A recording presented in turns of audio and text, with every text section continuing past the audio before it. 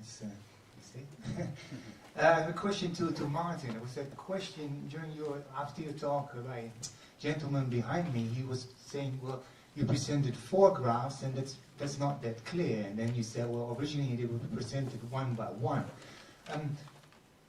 But combining 4 graphs, I thought it was 6, but it doesn't matter, has sometimes had the advantage that there was an additional aspect to be communicated, is that there were differences over the regions. But to understand that, you first need the individual graph. So my reaction then would be, so maybe you can comment on that, first do an individual graph, so you think, oh, I understand that one.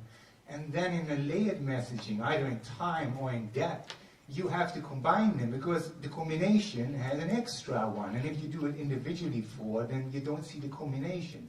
So could you comment on that? Because I wasn't happy with your answer. That's it. Anna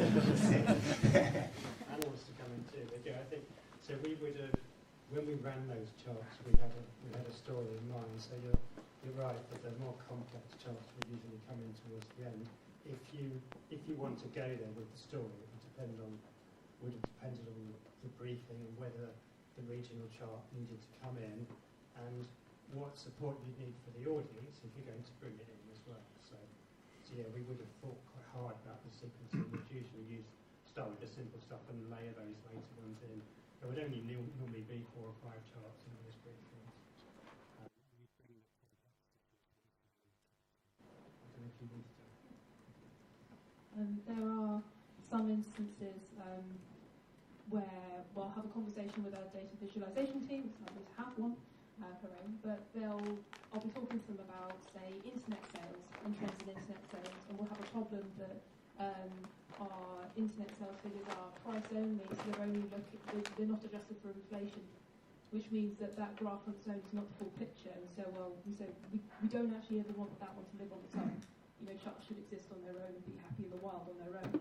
So what we'll do is we'll make a split chart for each of these subcategories, where we'll go, this is internet sales, and the one underneath is doing sales volumes.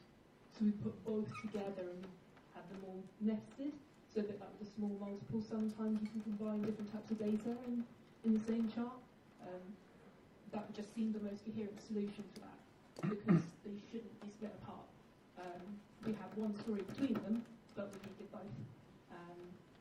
One other thing is that you can walk people through a chart sometimes, the complexity. So we like this in our scrolly telling formats. It's a fancy word, but it just means it's sort of dynamic, it's an interactive as you go down the page. And in my slides we've got a link to one of those. And that's fun because you'll have a concept like Moran's eye, so geospatial segregation, I think, index measure. And that's really not very citizen friendly. But it is, because when I talked to the analyst, I said, what is this? They said, oh, well, if you look on the map right here, yeah, that one's high, and this one's low, and that's about the middle. And actually what you want is you just want someone to give you that walkthrough. So we just recreated that using the format. So sometimes same chart, but progressive disclosure can work as well. So that's what Mike plays this one. It's me and Mike. No, I think it's... I don't know how that one works, but anyway. Okay. Any other questions? So I'm going to leave this with the speakers. You're in charge of that now. I just scamper over here. Oh, Claire's. Oh, we were leaving that one there, Claire, because that's a better one. Sorry. And I believe this is still on. I hope that's on. I haven't had instructions on that one. I hope so too. Yeah, here we go. Thank you very much. Mark Woolhouse, University of Edinburgh. Shane, really enjoyed your talk. You highlighted a crucial point, this business between annual probability or interval to an event happening. This is really topical at the moment because you probably know the UK is doing its risk register again. My particular interest is pandemics, so without giving away any secrets, I don't think they've got the estimate of the Rex pandemic probability right at all. But I want a better answer than you gave, which is just give them both, because they're both unsatisfactory. How about number of times a lifetime? So if you have a 3-year-old, how many times is your 3-year-old going to experience this event of a lifetime, or something like that? And the worry is that if particularly with the 5% they don't understand, for 20 years, that gives the politicians a get-out. They don't have to worry about something that says it's not going to happen for 20 years. If they interpret it that way, they're not going to do anything about it. So could you give me a better answer to your own question, please?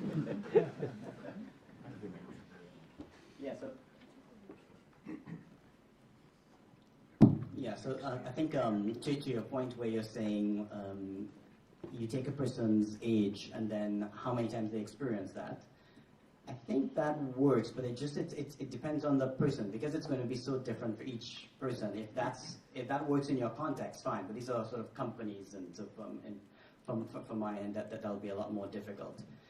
The other way to do it is then, I mean, what I talked about there was almost deterministic in a sense. It's kind of semi-probabilistic. I said at a given exceedance probability, here's your loss. But really, there's an uncertainty around that too. And for simplicity, I didn't go into that.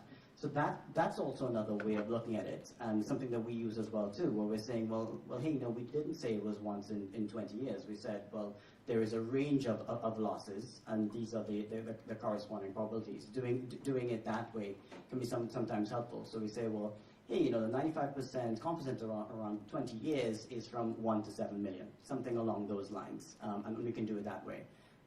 As I said, sometimes when you do that, depending on the culture, it doesn't always resonate. Any more questions? Onno's having a second go. There's a chap here. Yeah, I've got. Is it? Oh, sorry. You have one. You first. Sorry, I didn't. That's okay. Thank you. Hi, Joe Shingleton from the UK Health Security Agency. A lot of, sort of a main theme from all the talks this morning was trying to distill kind of our complicated mathematical models or whatever into the most kind of truthy version of it in the simplest way, right? Trying to get that kernel of truth from complex mathematical ideas. And in doing that, we kind of throw away all the gross mathematical stuff that people don't like. I wonder if there's, and we've seen that that's a really good thing in a lot of cases, but I wonder if there's any thoughts about what might be the dangers of that, what might be the risks, and any situations where it's kind of less appropriate or we might have to be more careful about it.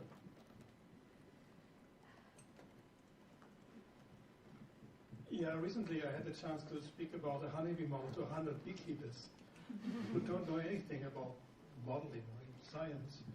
And I had 1 hour, and for the first, I think, 40 minutes, I really went low level, what is a model, what can we do with a model? You were all models, and I really liked it.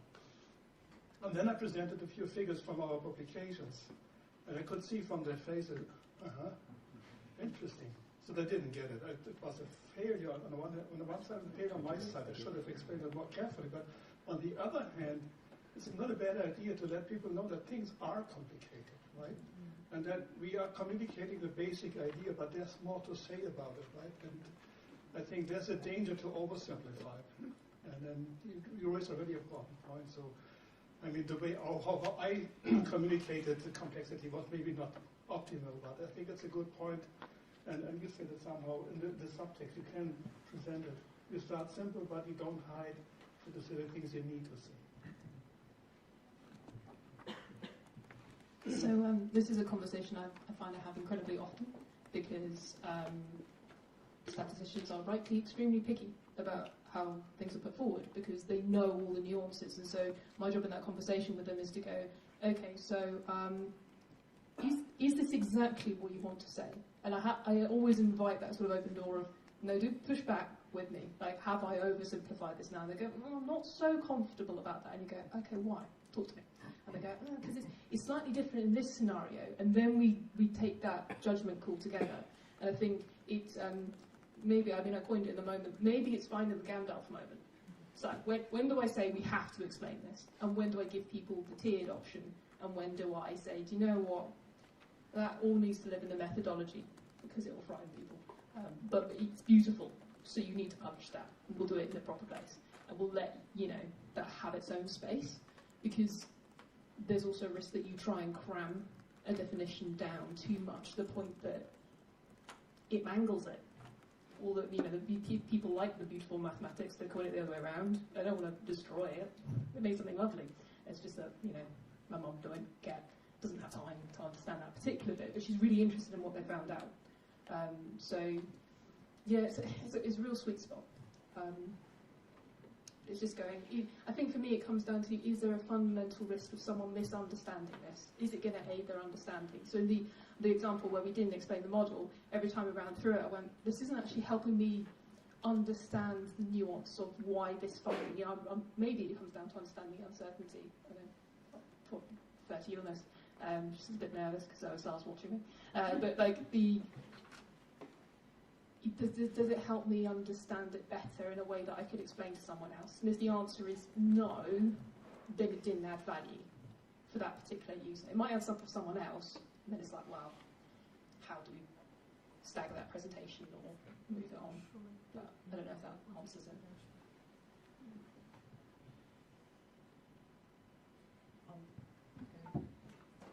I think this microphone is better. That one.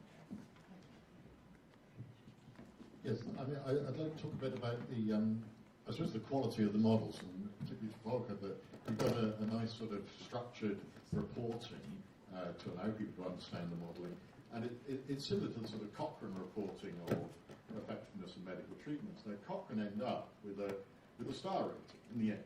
They summarise their confidence in the findings with a star rating. Have you thought of doing that at the end of yours, essentially your confidence in the model to deliver what people want from it? And actually that applies to everybody. Yeah, good question. Again, yes, we have thought about it, but I don't know yet how to do it. We thought about kind of scoring. For example, when you say, give an example, verification, yeah? You make the model reproduce observations, and then let's assume your model has 20 parameters. It makes a huge difference if you calibrated just 3 parameters, which were unknown, or if you had to calibrate 15 parameters. This could be turned into some score, some numerical value, right, or some bar graph.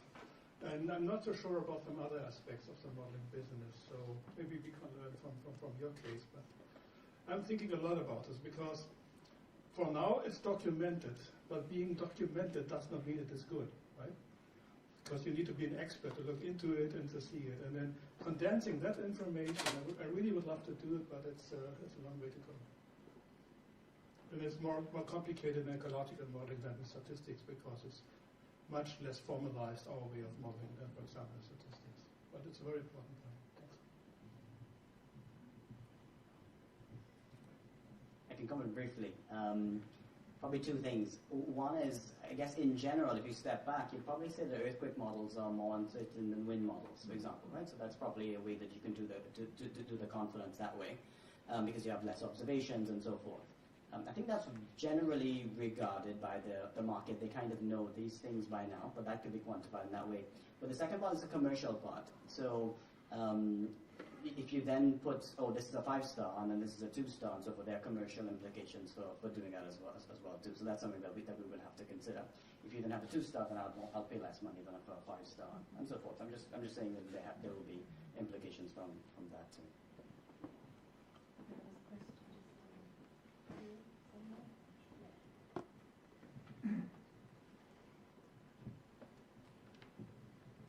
Duncan Bradley, University of Manchester. I know you've been talking about communicating by working with the person who's done the analysis, and Volker, you talked about explaining your models when you are the person who's built the model. I was just wondering what the panel thinks about who is the best person to do the communication, and whether it's the person who's done the analysis or who's created the model, or whether actually Anna needs to come in and challenge that person, or whether it depends. It's a really interesting question. I think the person who made the model probably knows the most about it, right? So you can't do it without them. And so if you do pull in someone maybe slightly more external, what's good is you get a first internal run at it. If we go, that's a little bit hard, or actually I think journalists will find this difficult because I find this tricky. You've got like a first line of defence internally before you publish, and that's just really useful. It's like you talk to your parents. It's like just testing. It's just a form of testing, I suppose, in terms of your communication. But yeah, it always comes down to you don't publish anything unless this is happy that that's an accurate representation of what went out. So if you can partner, it's really fun. We put in lots of different teams, and sometimes we all disagree on the different stuff, but we work it out. But that can be a very productive enterprise if you know what you're going towards. Yeah, we like that method of working.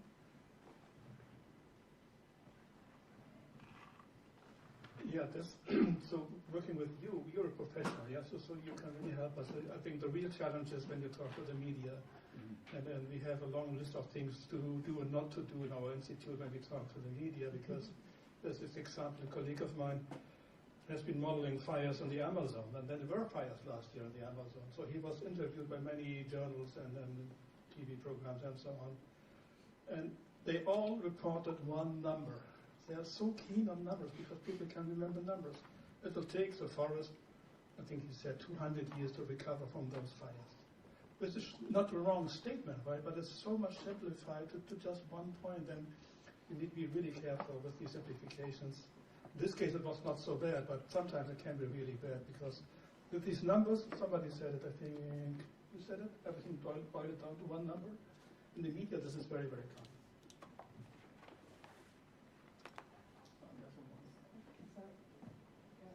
The one number point's really interesting is that the NAO did a review of modelling in government recently, and one of the findings of that was that model commissioners in government were wanting one number and weren't wanting to know much about the uncertainty around those models. So I think there's a real challenge, I think, for us as a community around equipping people to think that uncertainty is okay. In that it's a useful thing. David, you've done a lot, but I don't know whether you want to reflect on that. But that to me seems to be part of the key to this. And one of the things we do, which Mark alluded to, is we don't do it enough, I think, is telling people what you can and can't do with the statistics we produce. Something we used to see a lot of, which we've tried to eradicate, is people saying, use caution when you use these numbers. Well, what does that mean in practice? Throw them in the bin? So being more open about that, I think, is really important. But yeah, I'm deferring to David on this one. We'll just have one quick question here, if that's okay, and then we'll break for lunch. Thank you. Maurice Gilder from the Centre for the Study of Existential Risk here in Cambridge. Just a question for Martin. You spoke a lot about the presentation of statistics to the public during COVID. How much was learned about how to communicate statistics and other mathematical results to the public, especially during times of crisis in 2020, versus how much was already known but just had to be quickly learned by people who had never done this before? And what was the evolution of knowledge of communicating statistics in that sort of 6-12 month period compared to just the sort of proliferation of getting people who hadn't done this before to quickly realise what that can do? Wow, that's a hard question for me. I don't pretend to be an authority on that topic. I think it was useful for us to go through that process in that we realised that one of the interesting things about those charts was we didn't ever really know how they were going to turn out until we saw them on the telly.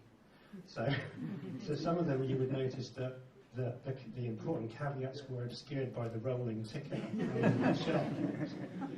And we quickly realised that was going to happen, and we had to reformat them to stop that. But I think it was the importance of simplicity was the thing that kept coming back, I think, in terms of that. I mean, I can only talk from the perspective of trying to produce a small set of charts for those press briefings on the wider point around communication, and what we learned in the pandemic is a big topic. But I think from our perspective, it was It was the power of simplicity was the thing that kept coming back. And the fact that you need the caveats, and we did have them, and then we would have a series of supporting documents which did the caveats, and where the caveats were really important, we would try to put them on the chart. So no, I haven't answered your question fully, I'm afraid, but that was, I don't know if other people want to reflect on that. Well, I can only speak from my perspective. I joined ONS after the first wave, so, and I'm positively a veteran in the journalism thing. So we're quite, it's been existing, digital content, a whole team of data viz, social media, design, journalism, content design, got lots of different expertise levels, and we all work together because we love the collaborative approach.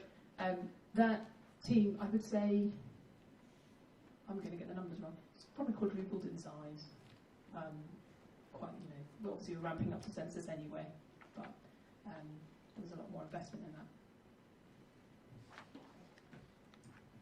Okay, I'm going to call a stop now so that you can all get some lunch. We're going to come back here at 10 to 2. I'd like to thank all our speakers.